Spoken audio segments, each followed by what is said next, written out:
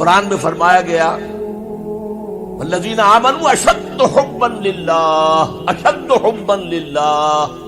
اشد کا لفظ آپ جانتے ہیں شدید ترین. جو واقعی صاحب ایمان ہے وہ شدید ترین محبت کرتے ہیں اللہ کے ساتھ. اور رسول نے اپنے بارے میں فرما دیا بہت خوبصورتی سے، لا یؤمن احدکم حتی اکون احب الیہ من والدہ وولدہ والناس اجمعین. تم میں سے کوئی شخص مومن نہیں ہو سکتا جب تک کہ میں اسے اس کے باپ سے، اس کے بیٹے سے اور تمام انسانوں سے زیادہ محبوب نہ ہو جاؤں. تو یہ محبت روح ہے، نظر تو نہیں آتی. نظر آئے گی اطاعت کہ آپ نے اللہ کا حکم مانا، رسول کا حکم مانا، لیکن یہ اطاعت عبادت تب بنے گی جبکہ اللہ کی محبت کے جذبے سے سرشار ہو کر اللہ کی اطاعت کی جائے. چنانچہ قرآن میں اس کی بڑی عمدہ مثال ہے. جب حضرت موسیٰ علیہ السلام پہلی مرتبہ فرعون کے دربار میں پیش ہوئے تو فرعون نے مذاق اڑایا کہ یہ آیا ہے، یہ موسیٰ اور یہ ہارون اس کا بھائی، اور یہ ہم پر حکم چلانا چاہتے ہیں. وَقَوْمُهُمَا لَنَا عَابِدُونَ، حالانکہ ان کی قوم تو ہماری عابد قوم ہے، غلام قوم ہے. اب یہاں عبادت کے کیا معنی ہے؟ بنی اسرائیل پوجتے نہیں تھے، وہ بادشاہ کی پرستش نہیں کرتے تھے، لیکن بادشاہ کی اطاعت کرنے پر مجبور تھے، اطاعت کرتے تھے. اس کو اس نے کہا وَقَوْمُهُمَا لَنَا عَابِدُونَ، ان کی قوم جو ہے وہ تو ہماری عابد ہے، عبادت گزار ہے، ہماری غلام ہے، ہماری اطاعت شعار ہے. ان کو کیا حق پہنچتا ہے ہماری بلی ہمیں کو میاؤں. اچھا کوئی شخص کہہ دے کہ یہ تو فرعون کا لفظ ہے، آپ اسے دلیل کے طور پر لے آئے، اللہ کا لفظ تو نہیں ہے یہ، تو وہ بھی سن لیجئے. ایک دوسری ملاقات میں حضرت موسیٰ علیہ السلام نے جب دعوت پیش کی تو فرعون نے طنز کیا، الم نربک فینا ولیدا، اے فرعون، اے موسیٰ تم وہی نہیں ہو جسے ہم نے اپنے گھر میں پالا پوسا تھا. اللہ تعالیٰ کے حکم سے حضرت موسیٰ کو تو ایک صندوق میں بند کر کے دریائے نیل میں ڈال دیا تھا ان کی والدہ نے. وہ محل کے پاس سے گزر رہا تھا کہ وہاں کچھ عورتیں جو ہے دریا پر آئی ہوئی تھی نہانے وغیرہ کے لیے، انہوں نے وہ تابوت جو تھا صندوق کو پکڑ لیا، اس میں حضرت موسیٰ نکلا ہے اور اتنے خوبصورت تھے یہ فوراً سمجھ میں آ گیا تھا یہ کوئی اسرائیلی ہے. اور اسرائیلی بچوں کے بارے میں حکم تھا کہ فوراً قتل کر دو، اگر لڑکا ہو، لڑکی ہو تو زندہ رہنے دو. لیکن یہاں حضرت آسیہ تھی، فرعون کی ایک بیوی جو مسلمان تھی، بنی اسرائیل میں سے تھی. انہوں نے کہا فرعون سے لا تقتلوہ، مت قتل کرو، قرۃ عین لی ولک، دیکھو ہمارے ہاں اولاد نہیں ہے، یہ تو میرے اور تمہارے لیے آنکھوں کی ٹھنڈک بن جائے گا، دیکھو کتنا خوبصورت بچہ ہے. لہذا ان کو قتل نہیں کیا گیا. اللہ تعالیٰ نے ایک جگہ سورہ طٰہٰ میں احسان گنایا ہے حضرت موسیٰ پر، وَأَلْقَيْتُ عَلَيْكَ مَحَبَّةً مِّنِّي، میں نے اے موسیٰ تم پر اپنی محبت کا پرتو ڈال دیا تھا. ایسی محبت خدا بندی، ایسا ان کا جذبہ ابھرا لوگوں کے اندر کہ حضرت موسیٰ کو قدر نہیں پہنچایا گیا، محل میں پلے ہیں. تو اس کے بعد فرعون کی اس وقت تک اولاد نہیں تھی، بعد میں اولاد ہو گئی، لیکن وہ جو بعد میں اولاد ہونے والا جو ہے پیدا ہونے والا شہزادہ، وہ حضرت موسیٰ کو اپنا بڑا بھائی سمجھتا تھا.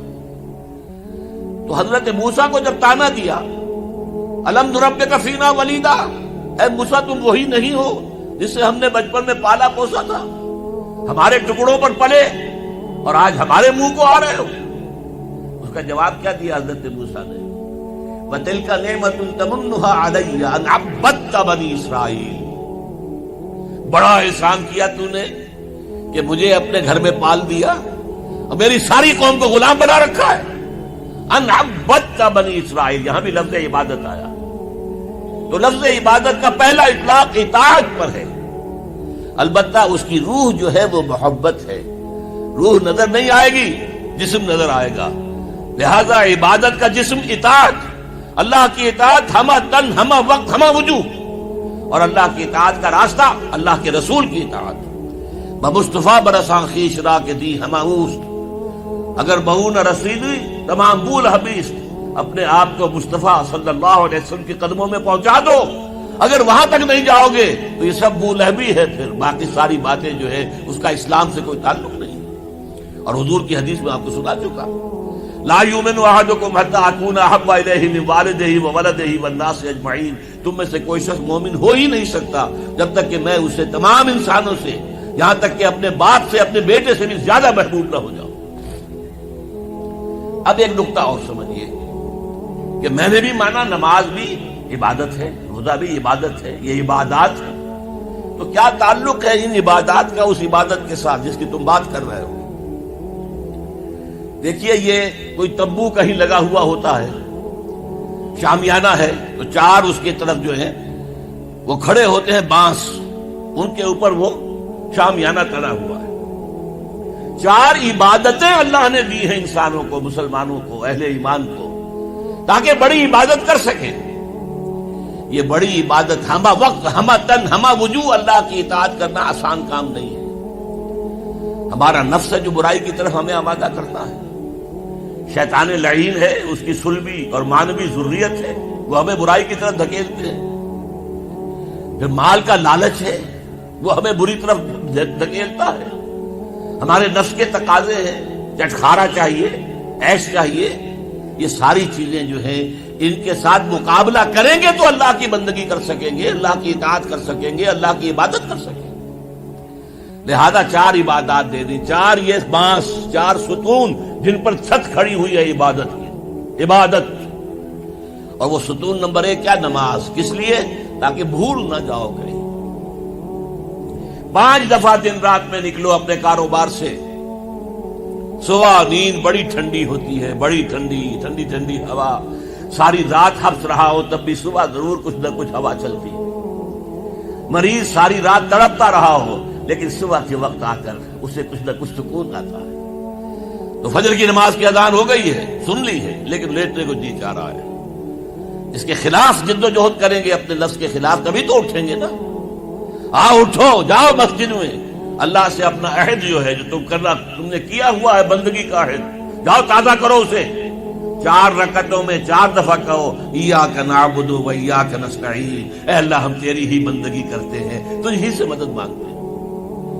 پھر تم دھندا کرو گے، کاروبار کرو گے، دفتروں میں جاؤ گے، پھر ظہر کے وقت پھر آ جاؤ مسجد میں، پھر عہد تازہ کرو۔ پھر کوئی تھوڑا سا قیلولہ کر لیا، کوئی تھوڑا سا آرام کر لیا، کچھ کھانا کھایا، پھر گئے اپنی دکان پر، لیکن پہلے عصر کی نماز پڑھ لو، پہلے تم اپنا عہد جو ہے پھر تازہ کر لو، پھر غروب وقت، غروب سورج کے وقت پھر تازہ کرو، رات کو سونے سے پہلے پھر تازہ کرو۔ حفیظ جالندری کا بڑا عمدہ شعر ہے کہ سرکشی نے کر دیے دھندلے نقوشے بندگی، آؤ سجدے میں گرے لوح جبیں تازہ کرے۔ یہ ہماری یہ سلیٹ ہے، لوح تختی ہے، اس پر لکھا ہوا کہ ہم اللہ کے بندے ہیں، لیکن سرکشی جو اندر سے آ رہی ہے نفس کی، اس نے اس لوح کے اوپر جو لکھا ہوا ہے ہم اللہ کے بندے ہیں، اسے دھندلا کر دیا ہے۔ آؤ سجدے میں گریں، زمین پر اپنی اس پیشانی کو رگڑیں تاکہ وہ جو نقش ہے بندگی کا وہ تازہ ہو جائے۔ سرکشی نے کر دیے دھندلے نقوش بندگی، آؤ سجدے میں گریں لوح جبیں تازہ